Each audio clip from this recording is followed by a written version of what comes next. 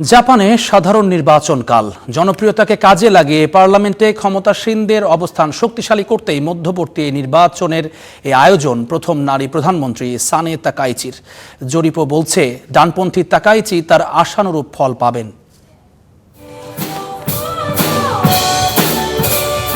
K-pop group BTS এর dynamite গানে drum বাজাচ্ছেন সানে তাকাইচি।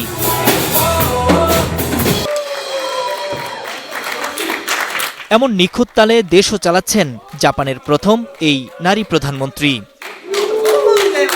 অক্টোবরে দায়িত্ব নেয়ার পর সরকারের জনপ্রিয়তা এখন ঊর্ধ্বমুখী। পার্লামেন্টে দলের অবস্থান শক্তিশালী করতে এই ভালো সময়টাকেই কাজে লাগাতে মরিয়া লিবারেল ডানপন্থী ডেমোক্রেটিক পার্টি এলডিপির নেত্রী। নতুন আইন প্রণেতা নির্বাচনে ভোট রোববার।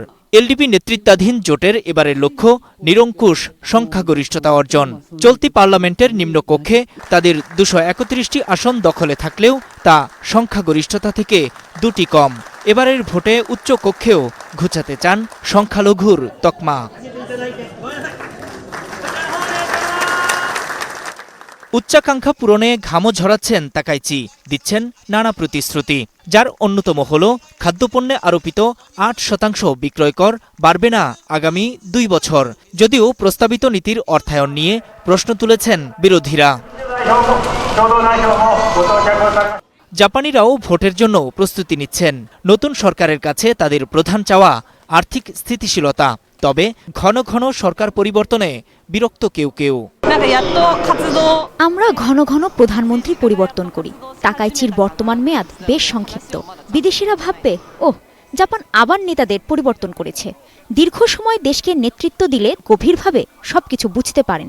অন্যান্য দেশের সাথে আরও কার্যকরভাবে কূটনীতি পরিচালনা করতে পারেন। প্রয়াত প্রধানমন্ত্রী শিনজো আবের অনুসারী তাকাইচি। চীনের কঠোর নীতির বিপরীতে পশ্চিমা প্রীতি আছে তাকাইচির, যাতে খুশি কট্টরপন্থী ভোটাররা। কিন্তু এশীয় প্রতিবেশীর সাথে কূটনৈতিক বিরোধের জন্ম দিয়েছে তাকাইচির পররাষ্ট্রনীতি।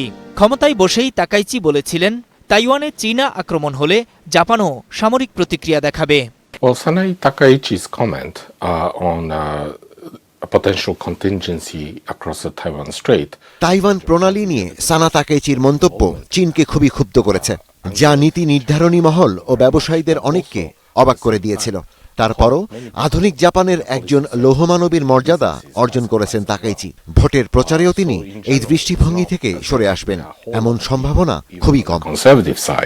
সবশেষ জরিপ বলছে সহজ জয়ের পথেই আছেন তাকাইচি।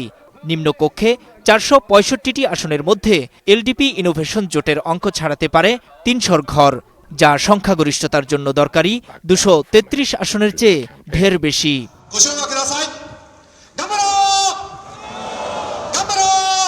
নূর মোহাম্মদ, স্টার নিউজ।